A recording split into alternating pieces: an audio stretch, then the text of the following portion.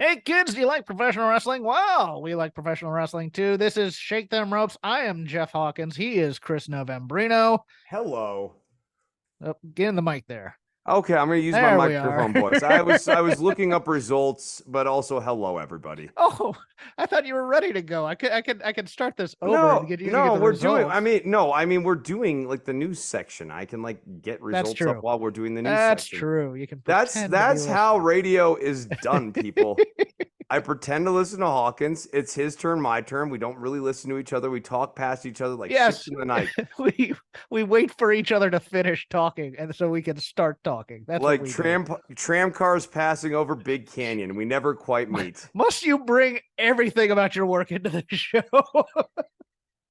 Jeff, you always wanted me to be passionate about work. You're always No, like, yeah, no, I never said you're that. all in, yeah, I have yeah, you never have, said that you have, ever. you have, you've been like, yeah, Oh, we are going to talk employee corporate relations today, Chris, in our news section, by the oh, yeah, way. you're really pro-employer too. This will be fun. Am I? I don't know, maybe. We don't Okay. really know each other that well. Well, it's not that. I'm not pro this employer necessarily, but the one that we're going to talk about. Yeah, well, Anyways, obviously, yeah. lead story: Smackdown will be leaving Fox at the end of September 2024 and returning to the USA Network in a 5-year deal that would end at the end of September 2029. That's 5 years. WWE then sent out a reading from Dave. WWE then Compelling. sent out a press release to confirm the deal. Neither side released the financials of the deal, but the word is that they will average 287 million over the 5 years, a 40% increase over the 205 million on the Fox deal. However, this has led to a stock decline since Wall Street was expecting a minimum of 370 or 307.5 million on the deal, and that number was part of the stock price. The deal includes 4 WWE primetime specials per year on NBC, so they will maintain a network presence, just not weekly. The Raw and NXT deals are not yet completed. NBCU has the right to match any outside deal for the two shows. Initial thoughts, Chris? USA Network feels like a backwards move in 2024, doesn't it? Yes, it does Yeah. to me. Yeah, like in an era like we've been living through a couple decades now of network consolidation and a diminished presence broadly of like live TV feeds. Like it's just less relevant now. We like live in a streaming era. And USA Network is a cable channel. More and more people are cutting the cord. Like that's part of the reason they've been doing Mondo numbers. Oh, by the way, is because they're on Fox. Yeah, and Yeah, remember yeah, when like they moved here, I had concerns about, value over replacement because they were replacing a fairly big hit in Last Man Standing, the Tim Allen show that went off the air and went over to ABC afterwards. And they've been doing over 2.2 million on a Friday night, yeah, 8 to 10, but Fox didn't want to pay. right. Fox I- is one of those they have been almost adamant about saying, and it was weird because you get the feeling that they bought something that we said this earlier because they packaged this as a sports They product. didn't really understand what they bought in the first No, place. no, Yes. and that's Yeah. what I'm thinking here. And you get you were anytime Joe Buck would have to do a live read, it was the most snide read ever on NFL football. They really want to be in the football business on Friday nights, and there are some Friday night football games or whatever, but they want to be sports from say, oh geez, a cat Cat from bomb. from like Friday night through Sunday. They want to be a sports destination type place. And they thought they were getting more of a sports type presentation because that's how they were so packaged it to them. Ronda Rousey and Brock Lesnar were going to be the big linchpins of this brand, and neither turned out to be true.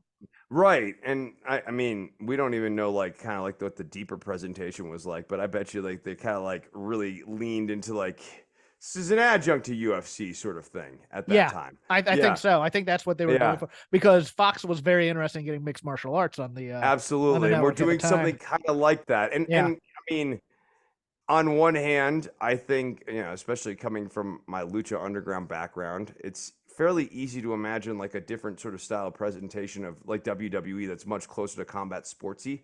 And NWA Power sort of early on was not like doing combat sports, but like kind of was like almost doing more of a federation sort of thing. Well, it's one of those things also, and we said this at the time when they were pitching, that WWE is masterful at being all things for all people. They Oh, can be a vessel. you want an entertainment show? Oh, look, we got comedy and sketches and all that other stuff on here. Oh, you want a sports presentation? We got that here. We can do more sports type, and then they just But give you really WWE. really what you need to do is watch some Raw. Yeah. Because like you need no, like straight up, like don't watch the like edits because you could like really massage things into the edits, but you need to watch Raw like from start to finish for I mean not even like month to month, like every single episode. Just do like 12 episodes from a year and watch that, and that's kind of like that's what they were really buying. I mean, I mean, where was Danielson at the time of them inking that deal too? He is on SmackDown, I Yeah, believe. he was on right, like so, like you could even see like oh yeah, we might do a little more like the yes. Or no, things. he was he retired at the time, or was he back by then? I think he was back when they were Okay, negotiating the no, that contract. sounds about I right. think so. Like and like the Yeselmania, like there's definitely a way to do like a selective edit of that where it seems like the company was always on board with that and that was the master plan. Yeah. And it's only if you watched week over week, that like they were dragged into that kicking and screaming. Look at our demographics. Families love the WWE as wholesome entertainment. That kind of stuff. I mean, that'll sucker any kind of network suit. Right. But like then at a certain point you have to like stop and go like, okay, wholesome family entertainment. Also, this is an adjunct to UFC. Something isn't Yeah. like these two things don't really intermesh. And I mean, it also speaks broadly to like WWE's identity crisis, particularly at that time. They really didn't know what that company was about at that point. Like what was the week to week about, going back to Brock Lesnar and Ronda Rousey. But that worked in their favor too, because it was Yeah. like, we can be what you want us to be, just pay us. Yeah, right. No, You can form our identity. at the time we called it a really masterful okie doking. Yeah, And I think yeah. at the end of it, it was a masterful okie doking. It improved WWE's value for when they went back to USA, in which they And the will scorned wife took him back. Oh, we'll take you back into this house. yeah. Oh, you're so good for our network right now because of Raw and NXT But like also I kind of view this as like and Peacock. this reeks of Vince, right? Yeah. Like Vince thinks this is a good idea. Like he wants to go home, Rosebud, that kind of thing. And like he also, I think, likes the idea of being the biggest show on a smaller network rather than being like, yeah. I disagree. I'm going to push back on this one because I think this was Endeavor and it was just whoever paid the most was going to get this. And it looked like they had a real motivated buyer in USA, in especially because of the Peacock connection. And I think that's a big part of this is their streaming service needs WWE to really survive. I'm also somewhat intrigued about the 4 WWE primetime specials because WWE's primetime specials on NBC over the years have sucked. There's no other way to put it. They've done like edited WrestleManias. They've done tribute to the troops. I think they're poor is what they are. They're not Saturday night's main event. And they need to get treated like Saudi Arabia. And moving on, and in this day and age, with so much primetime wrestling out there, is it needed?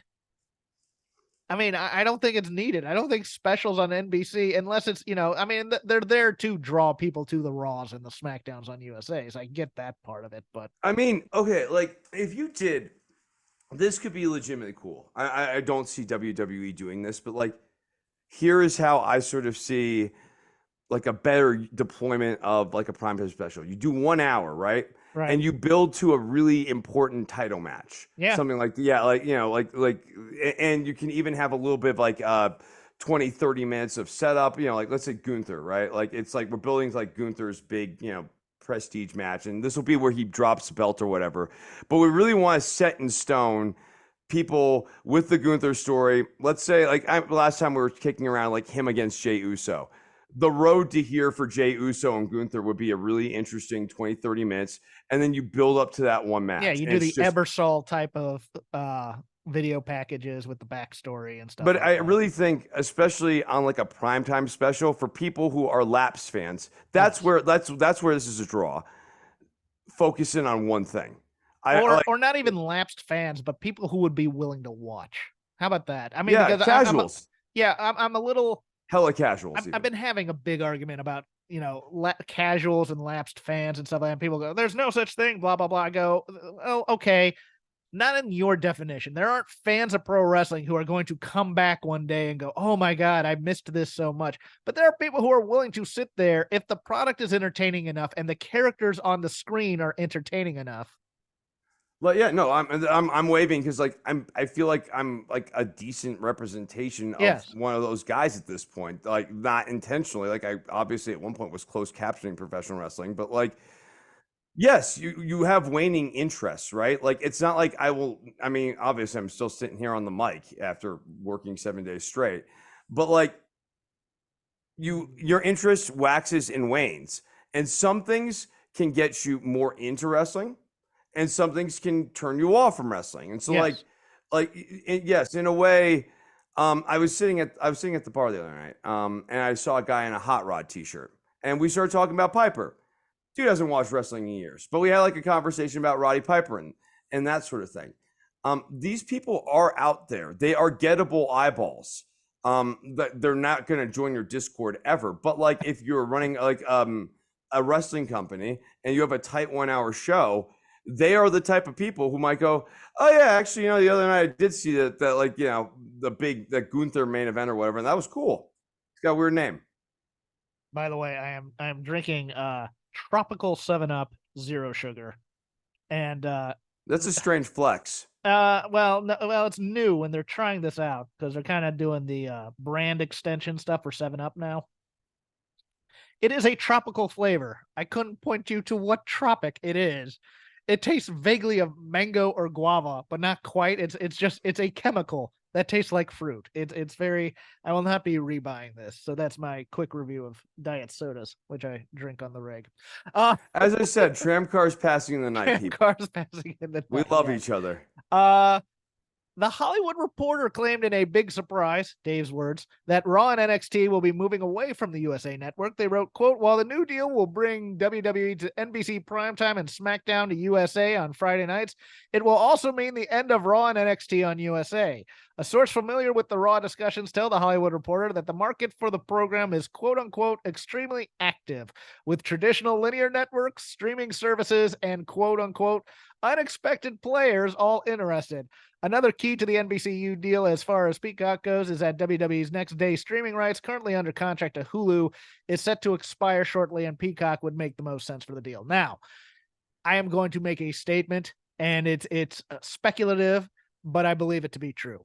That Hollywood Reporter story is pure Nick Khan, and he put that in there to try and get bidders. That is Nick Khan all the way, because he did this last time where it's like, "Oh, we have a lot of players for this, and some of the streaming and stuff. We'll listen to every." That's Nick Khan's deal. He is the salesman. He is looking to arouse interest from others based on this deal. I do not believe that there are a lot of.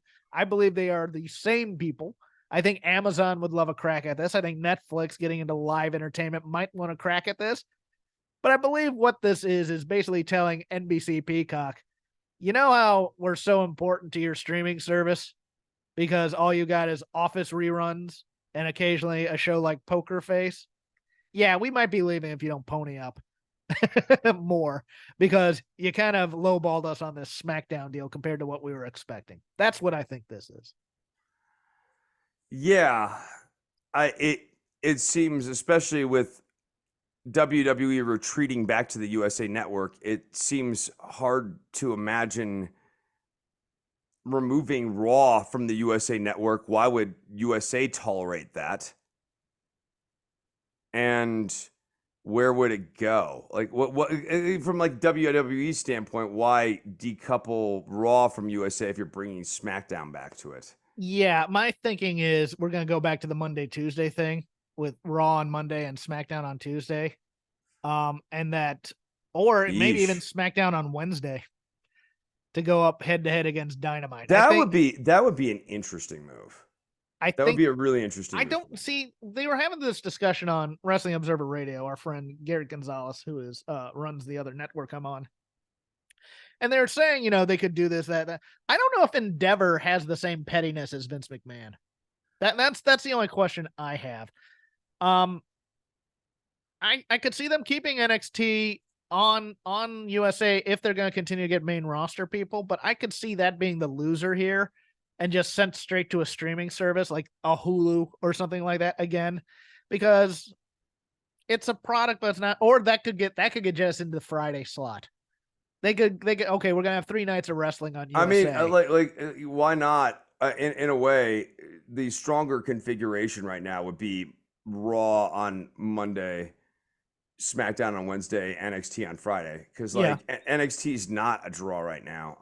And putting it on Friday sort of unburdens it from trying to like do numbers. I don't know about that. It got over 800,000, but that's with that's with Becky Lynch all over this show. Yeah, I mean, right. It's a trick. It's a mathematical trick, is Right. what it Like, is. I mean, it's kind of like right now, like looking at the ratings with like Rock and Cena. I don't know that those are, although, boy, isn't this super fortuitous as they're trying to renegotiate all this stuff that they suddenly have access to Rock and Cena because of the actors strike. Oh, yeah.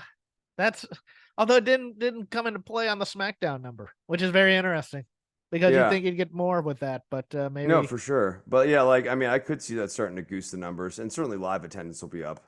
well, somebody in the company spent money, so that means we got to make up for it somewhere else. So there were cuts this week. The big headline one was the only cut from yesterday. Matt Riddle no longer with WWE. Thursday, main roster people who got their notice: Shelton Benjamin, Dolph Ziggler, Riddick Moss, Emma, Elias, Rick Boogs, Aaliyah, Top Dollar, Dana Brooke, Mace, and Mansoor, who had an outstanding Twitch stream. They had that thing was hilarious. Those two were pitching ideas, and some of them were pretty damn good. Some of them weren't, but some of them were pretty good. They had a very enjoyable post firing stream between the two I would of them. I would check that out, because like straight up, both of those guys over the last like 5-10 years, or like however, like, cause I like them both. Like we liked Mansoor in NXT. We saw a lot of promise and potential with that guy. The week where he did a match as a face and a match as a heel, and he was actually good in both roles. Yeah. It's one of those moments that stands out for me. His pitch was to work with Cody Rhodes and to get the mask and to have him do the crossroads on Mansoor as a male model trying to protect his face, and then he gets the nose thing. But he dropped the piece of knowledge that I really enjoyed. It's like, oh yeah, I could never lose on TV because part of the Saudi Arabia deal was that I couldn't lose. I was like, that's awesome, dude. Get that. But let me finish the rest of the cuts here. Shanky, who I think got a raw deal. I think I don't think he's talented per se, but at least he has personality, and personality goes a long way. Yeah, for sure. And then from the NXT ranks, Daba Kato, Chris's boy, may rest in peace. Rest in peace. He's not dead, Hawkins. Quincy Elliott. He might as well be. Ikemen Jiro and Yulissa Leon, who was Valentina Feraz's tag partner. Oh, that's too bad. Quincy Elliott, they tried a little bit on NXT TV. He was the non-binary wrestler, and then he went on social media and said some not so politically correct things about non-binary people. So he was kind of injury prone. Ikemen Jiro, I don't know. He was a fan favorite at live shows, at least. Yulissa Leon, I don't know about that. Oh, I left somebody off. Oh, I know who I left out. Mustafa Ali. Mustafa Ali was also cut because he was making main roster money on NXT. Even though he's scheduled for this next NXT show on Saturday, he will not be there. So yeah. Oh god, I can't believe I omitted that. I must have accidentally deleted it on my list. But yes, the big names: Matt Riddle, Mustafa Ali, Shelton Benjamin, and Dolph Ziggler. Chris, thoughts?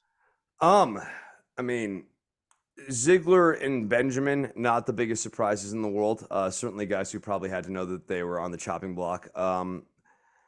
Mustafa Ali, a bit of a shock, just because they have been utilizing him recently. Matt Riddle, same thing. They had been utilizing him. He was important when Jey Uso came back. So you kind of wonder if there's something else going on there. Oh, I don't know if you caught wind of this, because I forget how not online you are these days.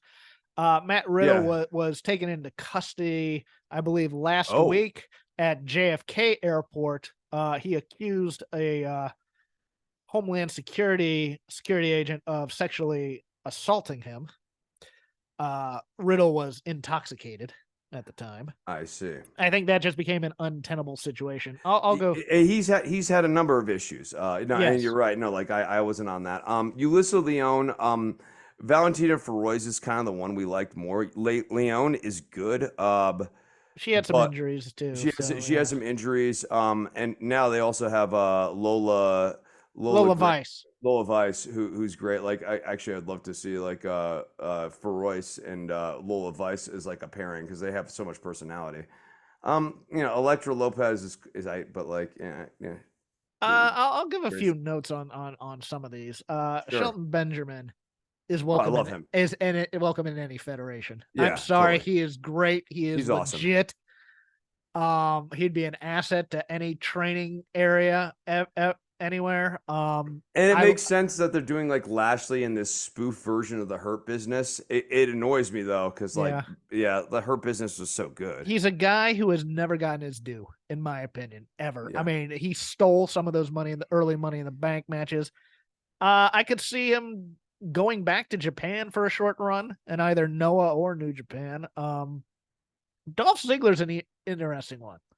Dolph Ziggler, naturally athletic, All American at Kent State, now known as Kent, but has never been outside of the WWE system. And he lasted there a long, long time. He's 48, or no, he's 43, I I think. was, Shelton Benjamin's 48. 48. Yeah, yeah. Uh, loves doing comedy. Not sure comedy loves him, but he loves doing comedy. Uh, He does yeah, not, the microphone does not love him as much as he loves the microphone. well, I also think that might have been system. That might have been the WWE system. I don't know. I Well, mean, you're making a face, and I'm not disagreeing with you. I am I not mean, disagreeing with you at every all. time we've seen like the breakout promos, right? Like they haven't really been on TV. They've been like in the like less corralled thing, like it was like in the early WWE network era and all that sort of stuff. But he's got like that one promo. Yeah, I That don't know. nobody believes in me promo. Yeah, I don't know if Tony would sign him, but Tony wasn't He high signed on. his brother. Well, he wasn't high on Cesaro either originally. Yeah, yeah. Claudio.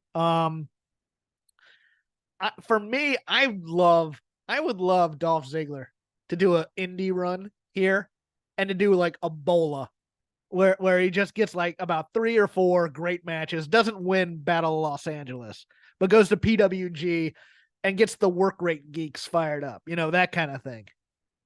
Um, that to me would be fun. I mean, but I could see him. And that's also a good way to kind of like heat yourself up to go into AEW, so you can kind of come in with street hype or And whatever. I don't know if he needs another job in wrestling. He has made buku bucks. He lives he lives in Scottsdale, but he hangs out here in LA a lot with the UCB crowd and stuff. So, I mean, I think all these have 90-day non-compete. So, I mean, he has time to think about it. Maybe he wants to do something else. So we'll see about that. I mean, I just wouldn't rule out him wanting to at least do a little run with his brother. Emma gets jerked around, and I don't know why, because she's really good. Riddick And Moss is good too, and Emma's awesome. Yeah, like I they can't are a say couple, yeah. by the way. I don't know Yeah, if you they know are. that. Yeah, no, Yes. I do know that. No, but like Emma slash Tennille Dash or whatever. Like she's She's great. fun, and she can play the game, but I mean, a lot of these feel like Vince Stink type of cuts, especially Top Dollar. Who, God bless you, he went in there to defend. Why are you cutting B Fab? How dare you? He got cut himself. None of the other members, by the way, of Hit Row were cut. Just Top Dollar. Aaliyah was in the system for 8 or 9 years, and they couldn't do jack diddly with her. And they should have sent her somewhere to train other than the performance center, but they get their head up their ass about, we train people the right way type of a thing. Rick Boogs is all look. but he has personality up the yazoo. I'd come out to Hollywood if I were him. And they kept shuffling around his identity. Like they Yeah, went from I mean, he did a number of different character sort of acts. And yes, like he's kind of all like look and like not like a ton of like in-ring flash or whatever, but he did. I mean, I even but remember in that NXT. Nakamura pairing was great. Yeah, he is good. Like it's interesting in this case because these are like not these are people with like clear assets. They're Yeah. salvageable, is what Yeah, I'm yeah. saying. Yeah. I certainly like if I was, if I was starting like the third wrestling promotion or whatever, I'd be like looking at these cuts right now. Impact will be looking at some of these people. Yeah, absolutely. Mustafa Ali to me is a no-brainer to AEW. The Chicago story, the ethnic story, the fact that he wants to tell his story still, and he really, I mean, God, you watch some of those matches of his on 205 Live, especially the Buddy Murphy feud. I mean, he has ideas. He knows what he wants to do in wrestling, and he goes out there and performs. And his crime is he's not 6'7", 300 pounds. That's his only crime in WWE to me. Maybe, Yeah. maybe the ethnicity thing with Vince, but who knows? But I could see. I mean, he's gonna get a run in AEW.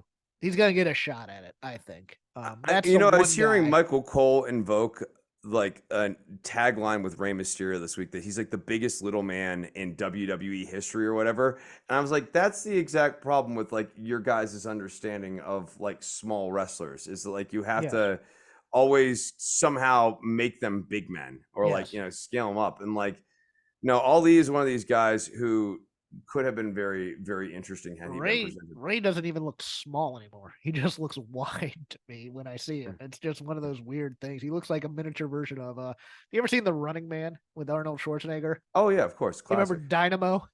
Yeah. He looks like a mini version of Dynamo with that mohawk mask he's wearing and stuff. Oh, Oh yes, that's what he needs. He needs to shoot electricity out of this. I see it. And I then see it. and Dana Brooke is an interesting case. And they were also utilizing her too. She got moved up way too quick. She was a fitness performer, and then she went back to the fitness performance thing and got last place, and that's kind of what soured them on her a little bit on the main roster part. Um, I She was I could see her game. doing some indies. I could see her doing Yeah. like an or even if Impact were interested in doing that, be willing to do that. I think she's still trying to prove something to herself, and I think she Yeah, can. yeah. Like she's If you like read her social media, she's definitely trying to prove something to herself. I just kind of got that vibe from like her constant. She really does seem like someone who like believes that she can be a good wrestler. You know what? Like and not like a great one, but like believes that she like can do this, and like Yes. I believe her too. Actually, I think her thing is she gets caught in that trap that happens when you weren't raised in the business and you get trained at the PC and you get moved up to the main roster and you think someone's going to be there to show you how to do things and smarten you up to like and the smarten group you up to dynamic. things. Yeah. And here's how you work a bigger crowd and, just little things of wrestling and stuff like that. And they expect you to know all these things. And she's like, well, who do I go to for help type of a thing? And it feels like a almost a self-fulfilling prophecy when you fail. It's like, well, you didn't perform up to snuff. It's like, well, nobody told me how to do this really type of a thing. That's what it feels like to me. Yes, like that. There's not like a lot like because of the independent contractor environment and like just like the way WWE is kind of like shaky right now and has been for years, especially on the women's side. It seems like there's not a great support structure for women coming up to know how to navigate the interpersonal dynamics and the political dynamics. And insofar as there is a network, it is the three horsewomen essentially. You have Bailey, who does try to do her best to like look out for people, Becky, who does that occasionally, and then Charlotte, Who does not. Yeah. who does not, and she's the one held in the highest regard of those three. Yeah. Whether or not I think Becky's a bigger draw than Charlotte at this point, or like Yes. kind of Oh, yeah. demonstrated, but like Star. yeah, but Charlotte's especially back, a few years ago, back in the day. yeah, back in the day, very much. If Charlotte wanted it, yes, and if Charlotte didn't, no. And like Dana Brooke was not someone Charlotte, wanted to work with. And like, if you don't have kind of that thing happening, I don't know who She else was. you'd have it with. Remember, she was mini Charlotte for a while. Yeah, right. But that's like kind of Yeah. like always, yeah, it's not a good That's thing. death. That's death, right? Like, who does that work out for? I guess the cat. Oh, here's what I want to talk about. This next thing from Dave. There was a mandatory meeting at the new headquarters on 9/19. First with Nick Khan, Paul Levesque, Kevin Dunn, and Brad Bloom.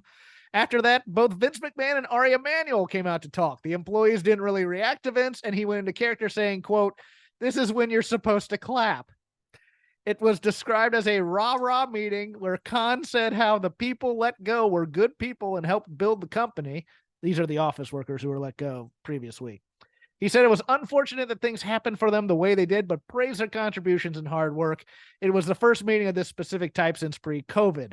McMahon was walking with a cane at 78 and recovering from significant spinal surgery. He said that the company had plateaued, which the last year had shown anything but.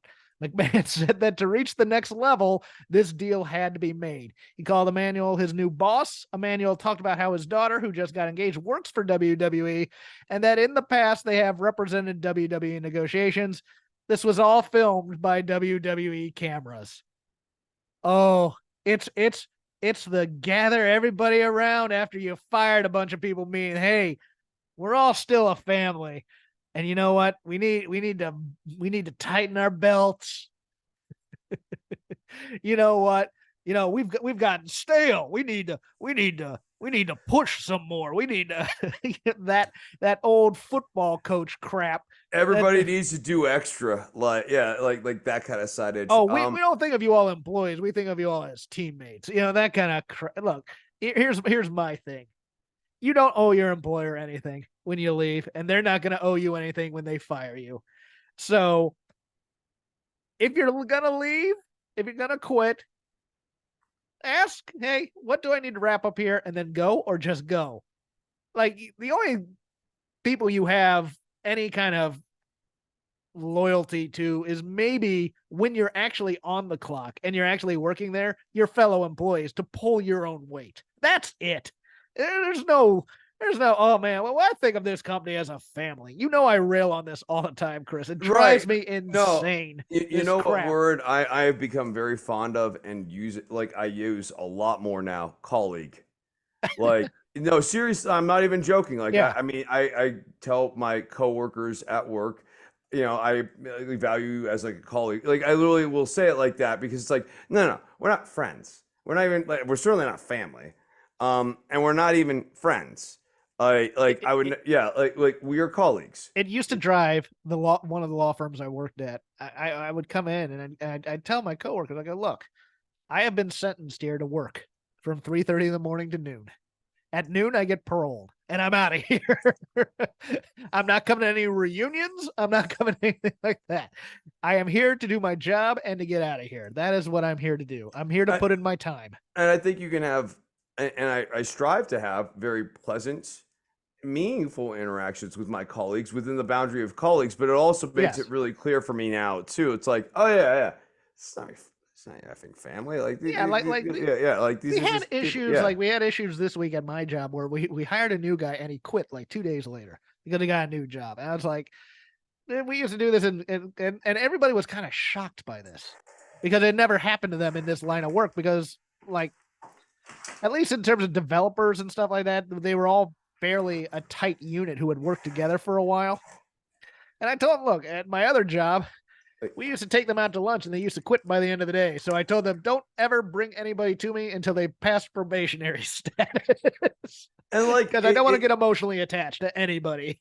It's not sleazy. Like, no. It is no more sleazy than like what WWE is doing here. And if you think that's sleazy, then like, why wouldn't you also then tell people to protect their neck? Check your mic to see if you unplugged it accidentally. Check. There we go. Okay. Cool. No, yeah. No, that's protect your neck. Yeah. I protect your neck at all times. But yeah, it's one of those things where I'm just like, God, you, I could just see my face if I got the memo. Hey, we're having an all hands on deck meeting where we'll meet the new management, and Vince McMahon will come and And talk. I'm just especially like, with the F top off. dollars, the top dollar story sort of hanging out there too. And you know, like people were chatting about that, regardless of whether they liked working with top dollar or not. Like the idea, like he went to stand up for somebody, and like Vince Well, was like, this "Cool." was before. This was the Uh, prior cuts when he did this, oh, okay, not okay. this cut. I thought was he not cut this time? He was cut this time, but he's the only Uh, one that was cut. He's been cut twice now by the company.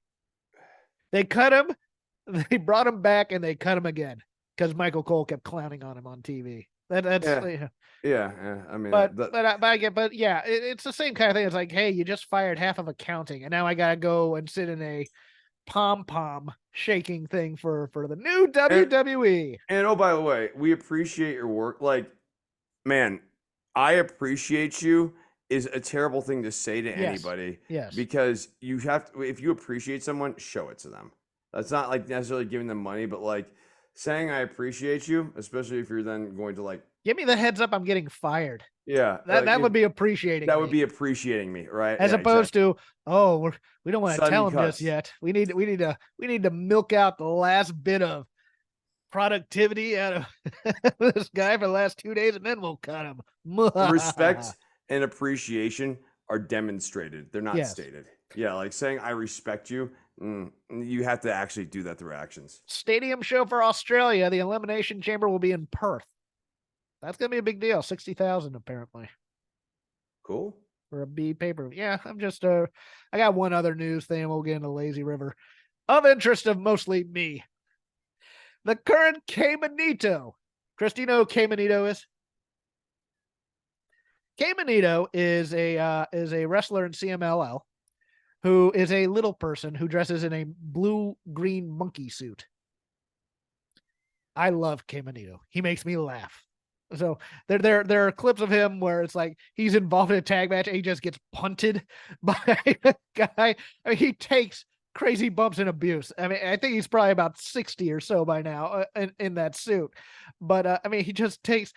There's a couple of little people matches between him and another couple of guys too. It's one of those things. It's Mexican wrestling. What do you want? Uh, but he has left CMLL over a contractual dispute and is accusing them of fraud. He believes CMLL will introduce a replacement Caminito on this Sunday show and try to pass it off as the same person. My question is, how will you be able to tell? I mean, body dimensions, obviously. Well, yeah, possibly. I mean, the work rate had gone down with old Caminito as he'd gotten older and more injured. Apparently kind of a gangster behind the scenes too. Yeah, I encourage everybody go Google Caminito, Kemonito, and just laugh because it's ridiculousness. He's actually on my banner picture on X too. So yeah, I love him. Injuries and health things before we go into Lazy River. John Moxley, as you saw on Dynamite, concussed early in that match against Ray Phoenix. Adam Cole, unknown the extent of his injury, but I saw that as soon as it happened when he jumped off the ramp to come run out for the MJF Joe match. Looks like he either twisted his ankle or might have blown out his knee. I don't know which, but they haven't recorded on that. LA Knight sent home from Smackdown last night due to COVID. It's kind of obvious where he was supposed to come out during that segment, and they just kind of went with it. And Luke Gallows recently got his knee scoped per Fightful Select. That's why he's been absent from TV. Also, probably why they survived these last round of cuts, to be honest with you. But yes, the lazy river of wrestling criticism. Whatever we watch, whatever we're thinking about, we can go into it now. You can comment on those injuries now, Chris, as I am going to let you start. I mean, I'll start with the thing that you made sure to have me take a look at here, which was Asuka and Io Sky. Yeah, I thought that match was really good. I thought that was a lot of fun. The thing that was also sticking out to me was like how WWE's presentation has such a hard time slotting into like a more kind of serious like measured sort of like that match didn't follow straight WWE calling because like like they've worked together so much and like neither of them really want to like necessarily do WWE style per se. It's so weird because you're watching it and you're going, man, on a main event type of show, like a pay-per-view, if you take away the clown stuff from like the Damage Control and Charlotte and all the Charlotte, yeah. interference and all the too many cooks stuff, they could have a great, great, great match for the title without this. But the problem, of course, is what WWE's main contribution to television wrestling, especially the Raw era during the Monday Night Wars, is that every week feels like this kind of style where they will do the screw jobs and the DQs and the distraction finishes and somebody, and so they feel rote. And so you can't get anywhere doing, I mean, pay-per-views are no longer there, whatever, the PLEs are no longer there to settle feuds.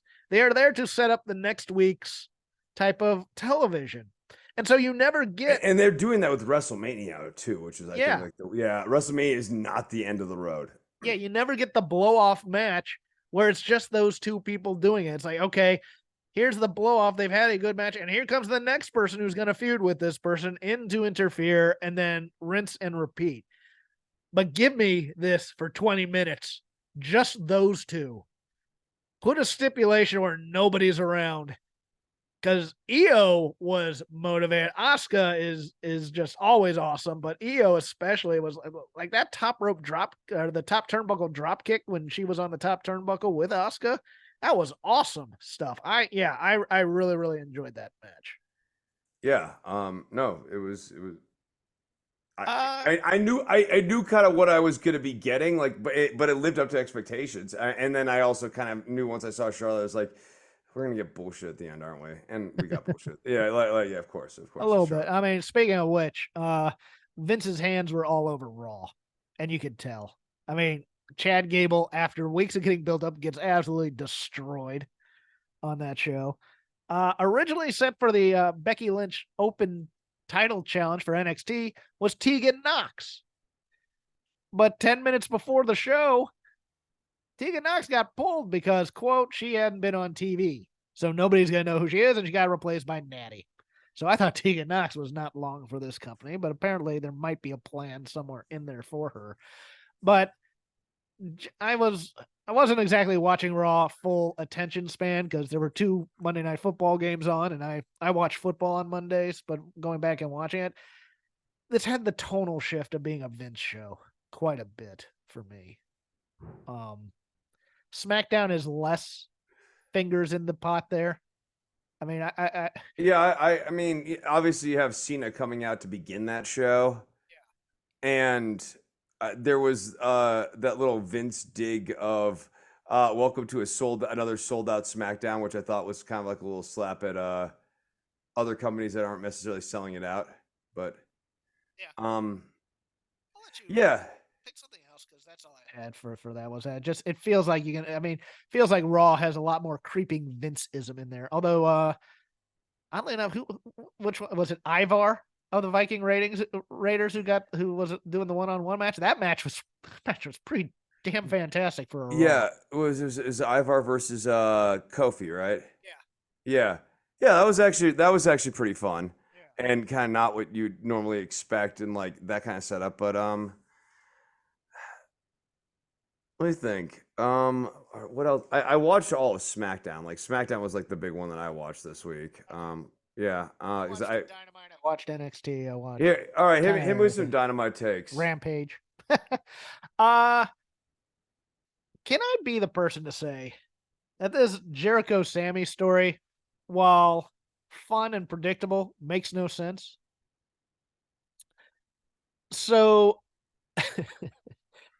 Chris Jericho turns on the Jericho Appreciation Society, says, I don't need you anymore. You mean go? He wants to go to Don Callis. So he sells out his friends to go to Don Callis. Don Callis rejects him. Says, get out of my way, blah, blah, blah, blah, blah. So he decides to come crawling back to Sammy. Sammy decides to forgive. Hey guys, sometimes you have to forgive people.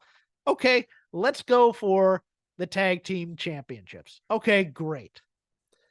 So they beat Aussie Open, the red hot Aussie Open, as Excalibur noted on Rampage last night, to which I laughed and laughed and laughed.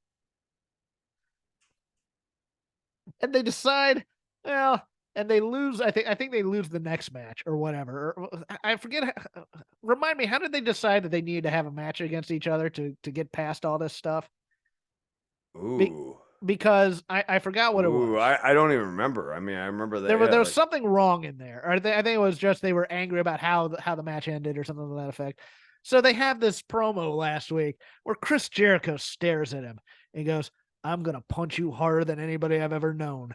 I'm gonna beat the crap out of you." Blah blah blah blah blah.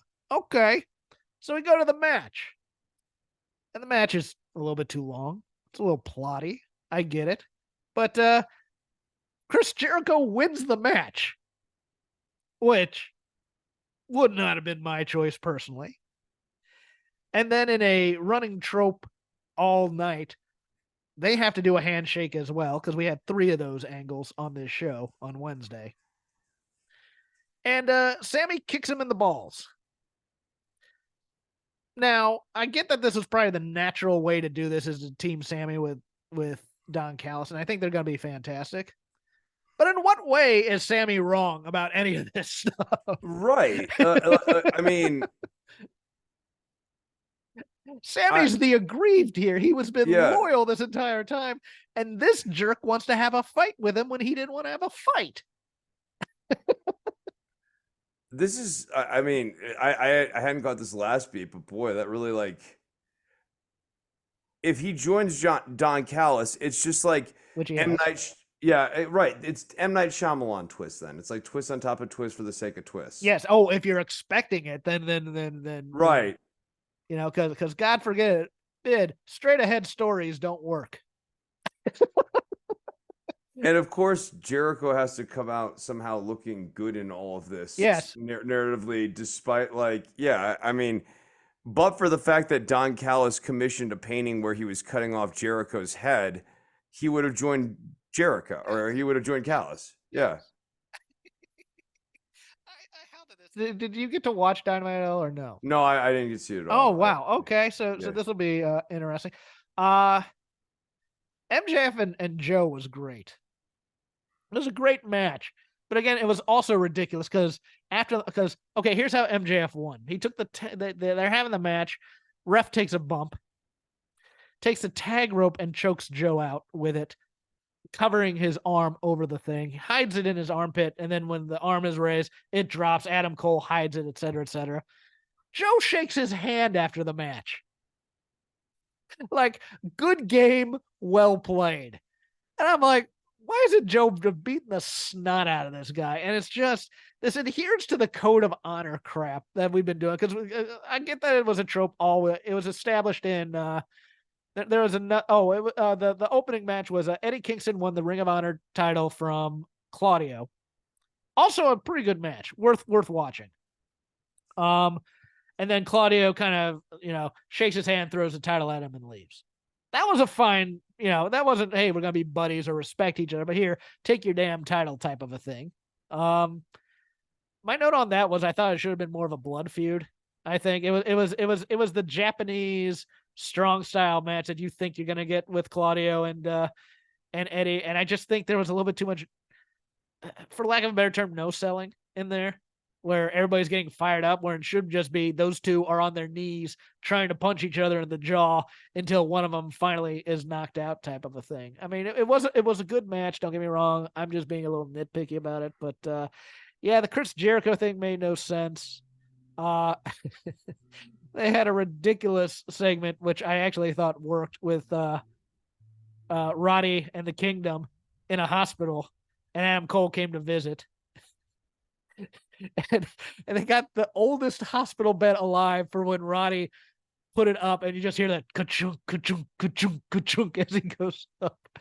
But there was a line in there that killed me. As much as I don't like comedy as part of my main event thing, when Adam Cole goes in and Roddy's like, Adam, I can't see you. And Adam Cole just goes, open your eyes, Roddy. I was kind of dead on that.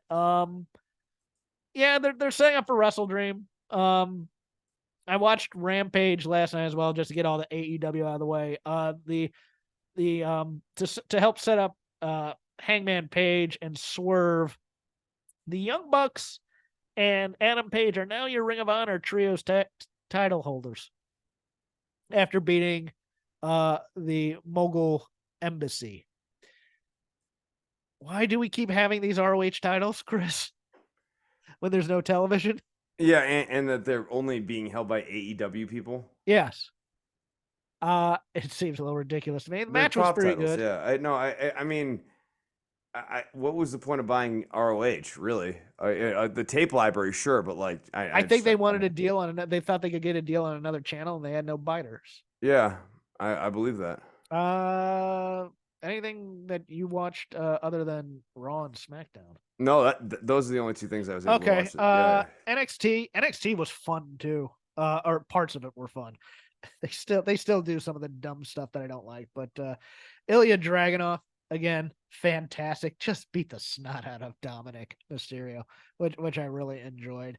The Heritage Cup matches that we had let's put it this way, Chris, we had a Pete Dunne and Tyler Bate match.